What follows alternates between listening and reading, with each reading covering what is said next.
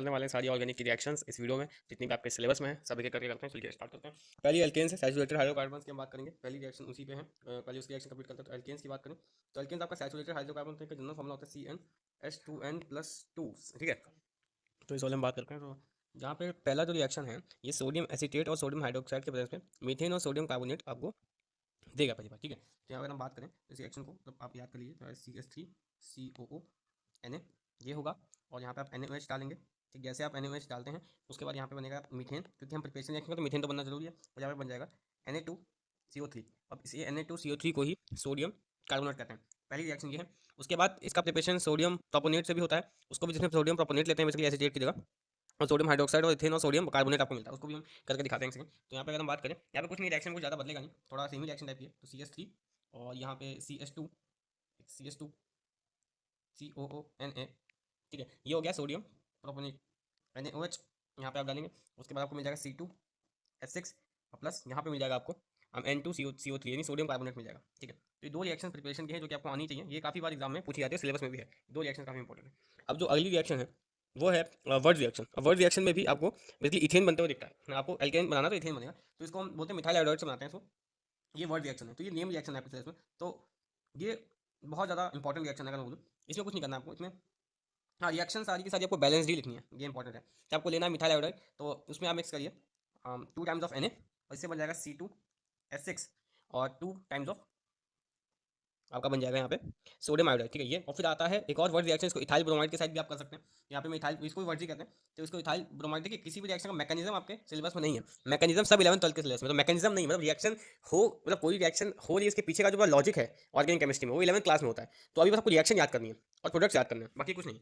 बाकी ये हो कहते हैं 11th क्लास में पता चलेगा आपको कि इसके पीछे का मैकेनिज्म क्या है, कि यही प्रोडक्ट क्यों बन रहा है, कुछ और क्यों नहीं बन रहा है। ठीक है, इसे बन जाएगा C4H10 और यहाँ पे बनेगा 2NaBr। तो देखिए अगर आप ट्रिक याद रखो तो यहाँ पे किस तरीके से बन रहा है। देखिए यहाँ पे एक आपका, अगर आप ध्यान से देखो तो यहाँ पे कुछ आपको ट्रिक आपको समझ आ रही होगी। क्या देखिए यहाँ पे 3 हाइड्रोजन था, यहाँ पे 6 हाइड्रोजन हो गया एक तरीके से। तो देखिए इसको अगर आप ट्रिक से याद रखें तो ज़्यादा आसान रहेगा आपके लिए। यहाँ पे देखिए 2 कार्बन था, यहाँ पे 4 कार्बन हो गया, और यहाँ पे 1 कार्बन था। तो एक तरीके से यहाँ पे आपका जो CH3 वाला पार्ट है, अगर मैं इस वाले पार्ट को देखूँ, इस वाले पार्ट को देखो तो ट्रिक अगर बताओ तो ये वाला जो पार्ट है इसके सारे कॉम्पोनेंट्स डबल हो रहे हैं। ये 2 हो जा रहा है, ये 6 हो जा रहा है, इस वाले केस में भी इसमें डबल हो रहा है। तो ऐसे आप याद रख सकते हैं, बाकी है ना, बाकी ठीक है। अब आगे बढ़ते हैं।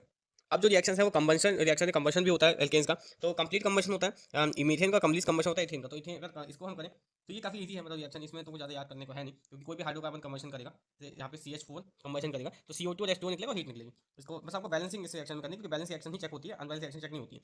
ये आप करेंगे तो यहाँ पे CO2 निकलेगा और H2O निकलेगा। ठीक है, जब आप, और यहाँ पे कुछ हीट निकलेगी तो यहाँ पे हीट आप लिख दीजिएगा। ठीक है, उसके बाद अब इथेन को करेंगे तो इथेन में भी इसमें बैलेंसिंग आपको याद होनी चाहिए। 2CH2H6 plus 7O2 is equal to obviously CO2 plus H2O। और अभी इसको हम थोड़ा सा बैलेंस कर देते हैं, यहाँ पे लगा देते हैं 4, लगा देते हैं 6, और प्लस आपको हीट निकलेगी। तो ये वाली रिएक्शन याद करना काफी इजी था। बाकी अब क्लोरीनेशन और मीथेन सब्स्टिट्यूशन रिएक्शन।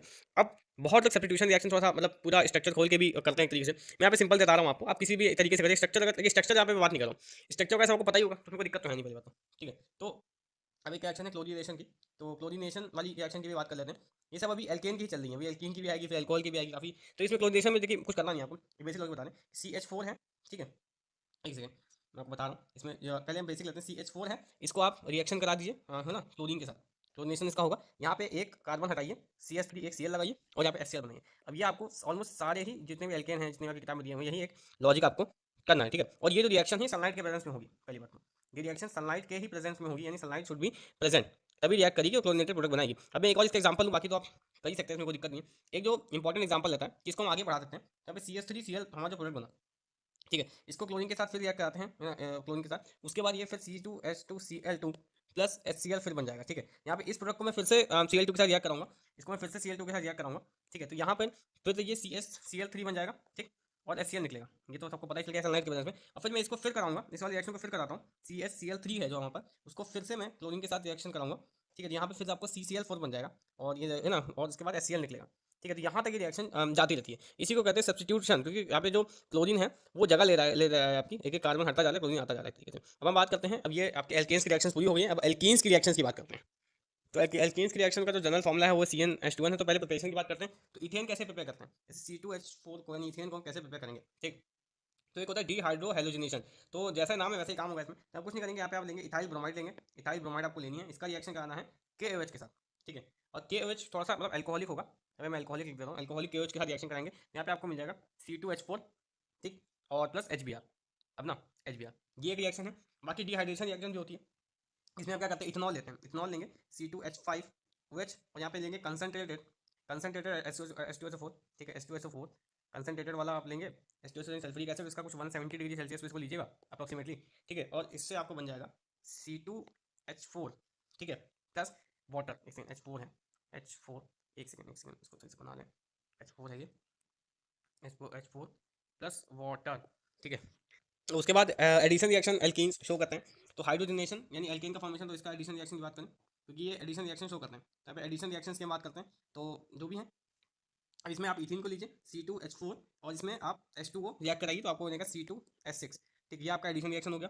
बाकी एक हेलोजन के साथ भी अगर रिएक्शन कराएं यहाँ पे, जैसे C2H4 प्लस Cl2, इसको तो आप देख ही चुके हैं ना, यहाँ पे C2H4 इस Cl2, ये इसको एडिशन रिएक्शन करते हैं, ये ethane plus chlorine 1,2 dichloro ethane बन जाता है एक्चुअली। और ब्रोमीन वाटर टेस्ट भी यहाँ पे इंपॉर्टेंट है, इसी तरीके से हम यहाँ पे ब्रोमीन वाटर टेस्ट भी करते हैं। तो ब्रोमीन वाटर टेस्ट में देखिए होता क्या है, तो ब्रोमीन वाटर जो इथेन जो होता है वो डीकलराइज कर देता है ब्रोमीन वाटर को एक्चुअली, ठीक है, इसी को ब्रोमीन वाटर टेस्ट कहते हैं। जो इथेन होगा उसको आप जब ब्रोमीन के साथ कहेंगे तो वो डीकलराइज कर देगा ब्रोमीन वाटर को, इसी को ब्रोमीन वाटर टेस्ट कहते हैं। अब एल्काइंस में तो एल्काइंस की अगर बात करें तो एल्काइंस की जो रिएक्शन आपने देखी होंगी, तो एल्काइंस में मोस्ट अनसैचुरेटेड हाइड्रोकार्बन होते हैं ट्रिपल बॉन्ड में, इसका फॉर्मूला होता है CN और H2N-2, तो ऑब्वियसली N यहाँ पे 3 होगा, उसके बाद ही ये काम करेगा, उसके बाद तो काम करेगा नहीं एक्चुअली ना, एक तरीके से। अब यहाँ पे लैब प्रिपरेशन होते हैं कैल्शियम कार्बाइड से, यहाँ पे कैल्शियम कार्बाइड से सी, यहाँ पे पहली प्रिपरेशन होगी लैब प्रिपरेशन, उसको आप कर सकते हैं CaC2, CA, एक सेकेंड, एक सेकेंड, हाँ यहाँ पे हो जाएगी CaC2, ठीक है, CaC2 plus 2 times of H2O, 2 times of H2O और this gives C2H2 plus CaOH whole twice, CaOH whole twice. ये रिएक्शन आपकी काफ़ी इंपॉर्टेंट है, इसमें आपको इथाइन और कैल्शियम हाइड्रोक्साइड देखने को मिलता है।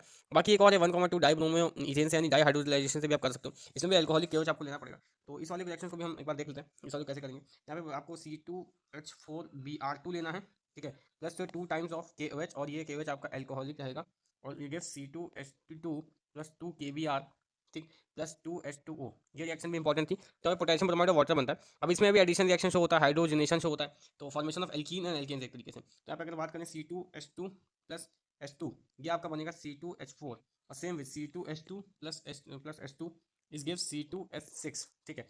और इसके बाद ब्रोमीन वाटर टेस्ट डिक्लेरेशन इसमें भी एग्जिस्ट करता है कि यही C2H2 plus Br2 gives C2H2Br2, ठीक है, एक ही कंपाउंड है। तो ये बेसिकली 1,2 डाई ब्रोमो इथेन बनाता है, अगर आप इसको स्ट्रक्चर वाइज देखेंगे। अब हम एल्कोहल्स की रिएक्शन करें तो एल्कोहल्स में हाइड्रोलिसिस और इथाइल ब्रोमाइड वगैरह भी है और कंबशन रिएक्शन भी आपको देखने को मिलती है एथनॉल की। उसके बाद कार्बोक्सिलिक एसिड भी, हालांकि इसमें ज़्यादा नहीं है, एल्कोहल्स वगैरह में बहुत ज़्यादा नहीं है, बट हाँ प्रिपरेशन तो एथनॉल की प्रिपरेशन तो आपके सिलेबस में है, तो उसको तो आपको करना पड़ेगा, उसको ही पहले करते हैं। एथनॉल की जो प्रिपरेशन है वो सिलेबस में है देखा जाए तो एल्कोहल को कैसे प्रिपेयर करते हैं, तो यहाँ पे आपको कुछ नहीं करना, हाइड्रोलिसिस करनी है इथाइल ब्रोमाइड की, तो इथाइल ब्रोमाइड लीजिए यहाँ पे, तो हो जाएगा C2H5Br, इसका आपको लेना है, इसमें मिला लीजिए KOH, इस बार एल्कोहलिक नहीं मिलाएंगे, एक्वस कोएच मिलाएंगे, ठीक है, एक्वस कोएच मतलब मिलाएंगे और यहाँ पे आपको मिल जाएगा C2H5OH, यहाँ पे आपको जो मिलना था वो मिल गया, ठीक है, और प्लस यहाँ पे आपको KBr मिलेगा, ठीक है, KBr मिलेगा और KBr और पोटेशियम ब्रोमाइड आपको मिलेगा।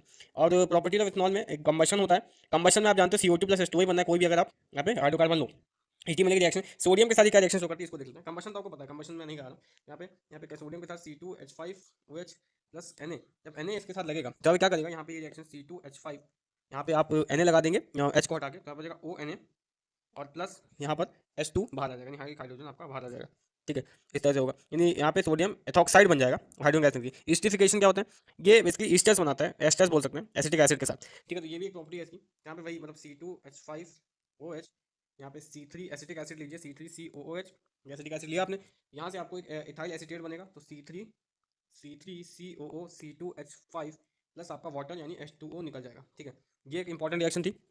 बाकी एक और प्रॉपर्टी होती है डिहाइड्रेशन की, यानी फॉर्मेशन ऑफ इथेन। डिहाइड्रेशन का जैसे हमने पहले भी कर रखा है, C2H5OH, यहाँ पे आप लेंगे कंसनट्रेटेड H2SO4, ठीक है, और ये 170 डिग्री सेल्सियस के आसपास आना चाहिए, ठीक।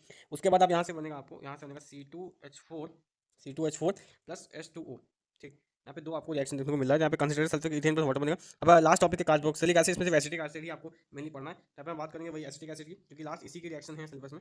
एसिटिक एसिड की अगर हम बात करें तो एसिटिक एसिड का फॉर्मुला सबको पता ही है, एक तरह CH3COOH, यहाँ पे आ जाएगा CH3, तो पहले तो आप इसका फॉर्मुला याद कर लीजिए अच्छे से, आपको नहीं पता है तो उसमें अब ये लिटमस को ऑब्वियसली ये ब्लू को रेड करता है, एसिडिक अल्कलाइज के साथ कैसे रिएक्शन करता है उसको देख लेते हैं। तो ये C3COOH की बात करें, यहाँ पे अगर मैं इसको NaOH के साथ रिएक्ट करा दूँ, ठीक है, तो ये आपको बनेगा यहाँ पे C3COO Na ये बन जाएगा और साथ में वाटर निकल जाएगा। ठीक है, यहाँ पे देखिए कई सारे रिएक्शन आपको सिमिलर, बाकी यहाँ एसिडिफिकेशन ये भी शो करेगा कि इथाइल एसीटेट बनेगा एक तरीके से।